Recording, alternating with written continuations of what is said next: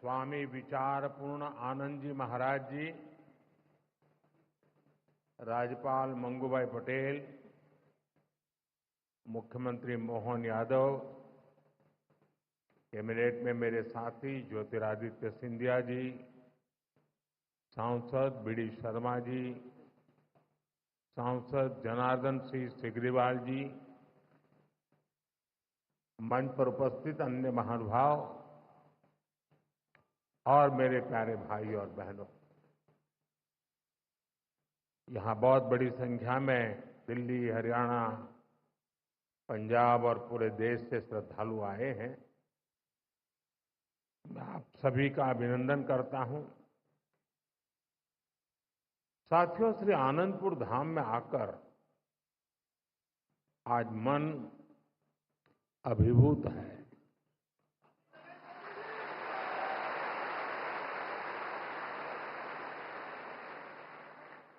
अभी मैंने गुरुजी महाराज के मंदिर में दर्शन किए। वाकई हृदय आनंद से भर गया।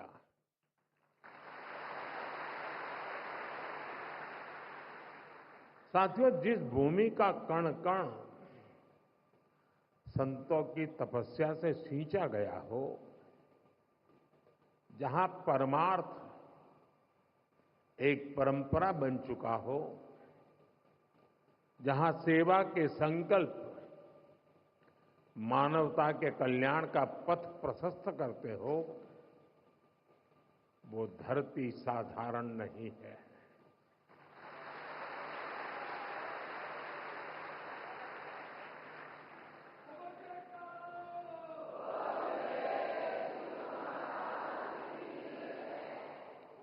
और इसलिए हमारे संतों ने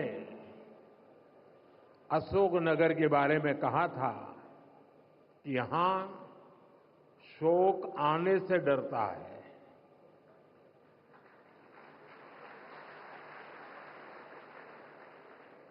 मुझे खुशी है कि आज यहां बैसाखी और श्री गुरु महाराज जी के अवतरण दिवस के उत्सव में मुझे शामिल होने का सौभाग्य मिला है।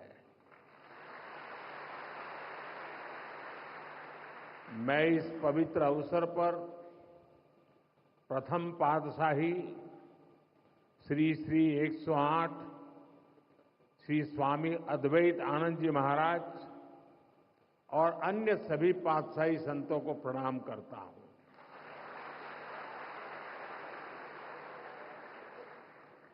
मुझे जानकारी मिली है कि आज ही के दिन 1936 में श्री द्वितीय पातशाह जी को महासमाधि दी गई थी। आज के ही दिन 1964 में श्री तृतीय पातशाही जी निज स्वरूप में लीन हुए थे। मैं इन दोनों सद्गुरु महाराज जी के प्रति श्रद्धा सुमन अर्पित करता हूं। मैं मां जागेश्वरी देवी, मां बीजासन, मां जानकी करीला माता धाम को भी प्रणाम करता हूं और आप सभी को बैसाखी और श्री गुरु महाराज जी के अवतरण उत्सव की बधाई देता हूं।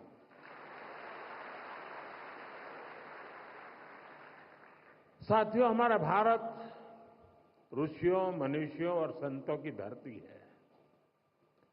जब जब हमारा भारत, हमारा समाज किसी मुश्किल दौर से गुजरता है, कोई न कोई ऋषि, मनीषी इस धरती पर अवतरित होकर समाज को नई दिशा देता है। हम पूज्य स्वामी अद्वैत आनंद जी महाराज के जीवन में भी इसकी झलक देख सकते हैं। एक समय था जब आदि शंकराचार्य जैसे आचार्यों ने अद्वैत दर्शन के गहरे ज्ञान की व्याख्या की थी। गुलामी के कालखंड में समाज उस ज्ञान को भूलने लगा था। लेकिन उसी कालखंड में ऐसे ऋषि मुनि भी आए जिन्होंने अद्वैत के विचार से राष्ट्र की आत्मा को झकझोरा। इसी परंपरा में पूज्य अद्वैत आनंद जी महाराज ने भारत के जन सामान्य तक इसे पहुंचाने का बीड़ा उठाया। महाराज जी ने अद्वैत के ज्ञान को हम सभी के लिए और सरल बनाया, उसे सामान्य मानवीय के लिए सुलभ कर दिया। साथियों, आज दुनिया में भौतिक उन्नति के बीच मानवता के लिए युद्ध, संघर्ष और मानवीय मूल्यों से जुड़ी कई बड़ी चिंताएं भी हमारे सामने हैं। इन चिंताओं, इन चुनौतियों की जड़ में क्या है? इनकी जड़ में है अपने और पराये की मानसिकता। वो मानसिकता जो मानव को मानव से दूर करती है। आज विश्व भी सोच रहा है इनका समाधान कहां मिलेगा? इनका समाधान मिलेगा अद्वैत के विचार में।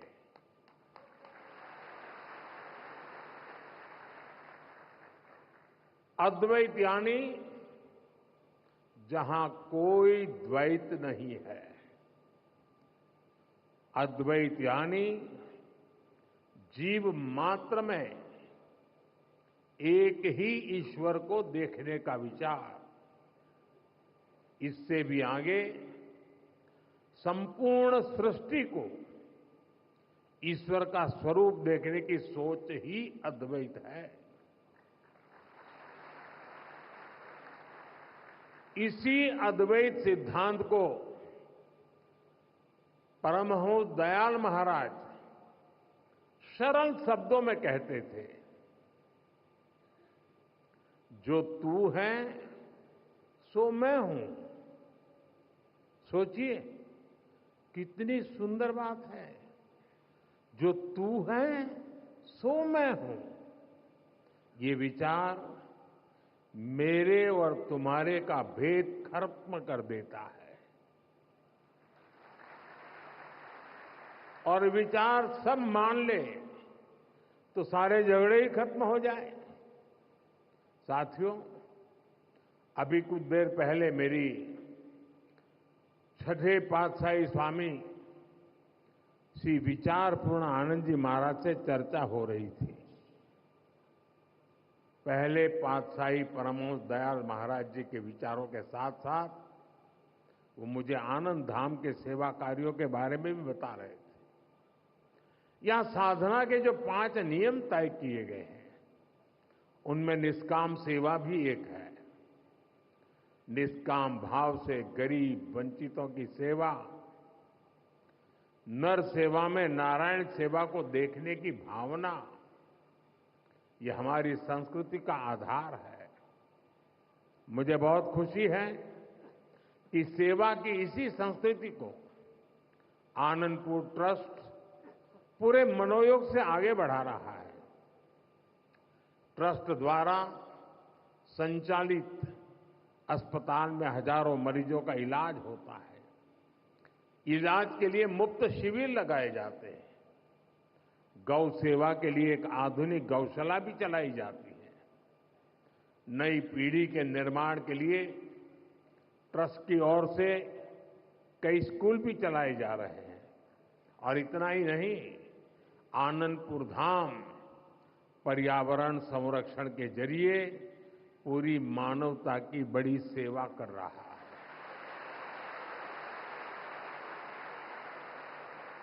मुझे बताया गया है आश्रम के अनुयायियों ने हजारों एकड़ बंजर जमीन को हरा भरा बनाया है। आज इस आश्रम द्वारा लगाए गए हजारों पेड़ परमार्थ के काम आ रहे हैं। भाइयों बहनों, सेवा की यही भावना आज हमारी सरकार के हर प्रयास के केंद्र में है। आज हर जरूरतमंद प्रधानमंत्री गरीब कल्याण अन्न योजना के कारण खाने की चिंता से मुक्त है।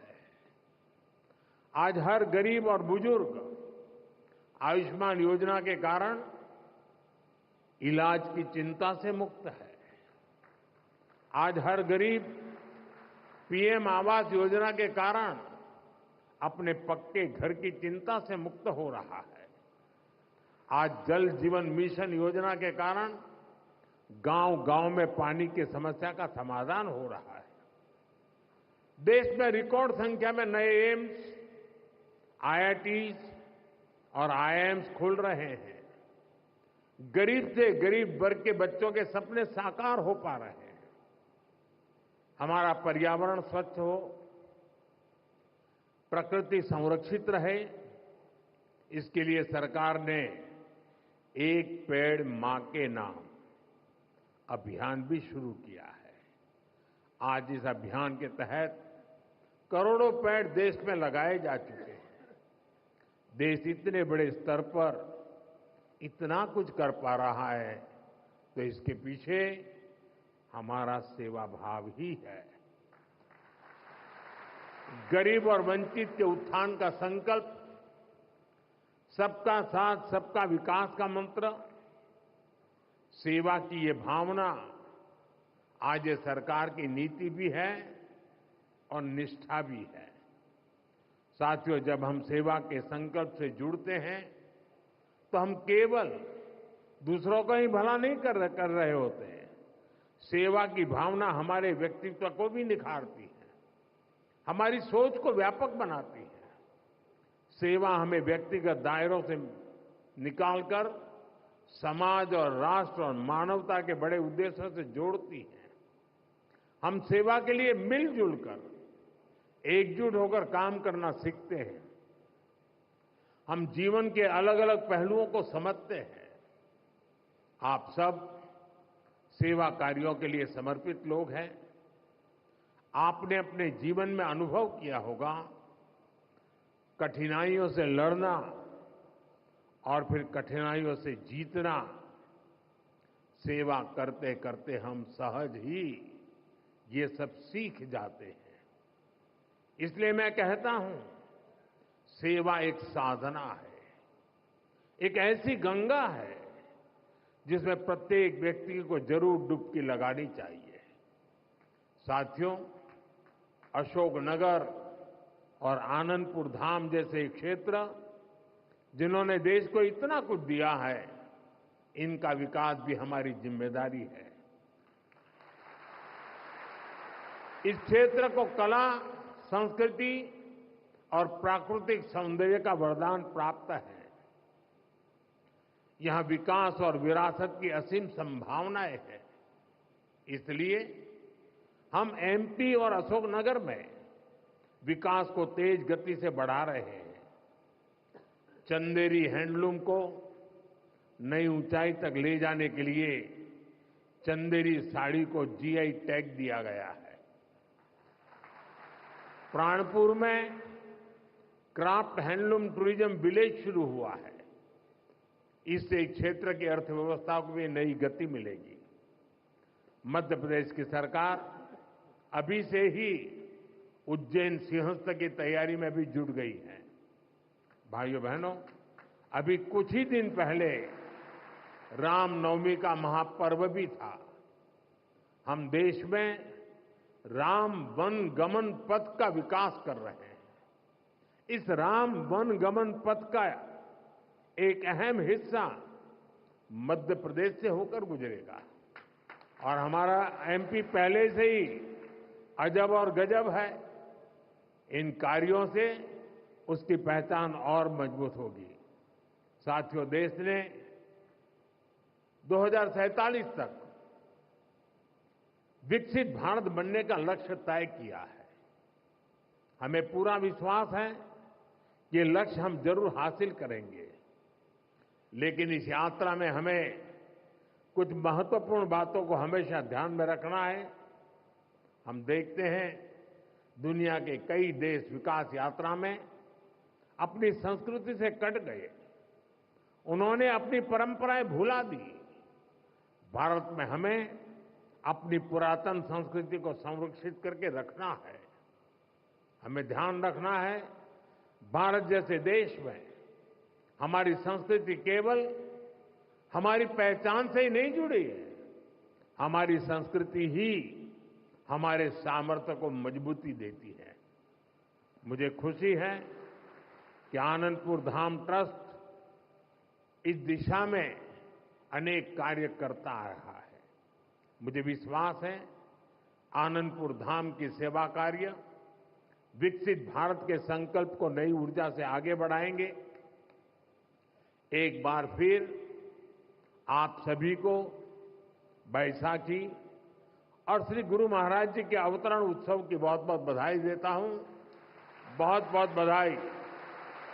जय श्री सच्चिदानंद।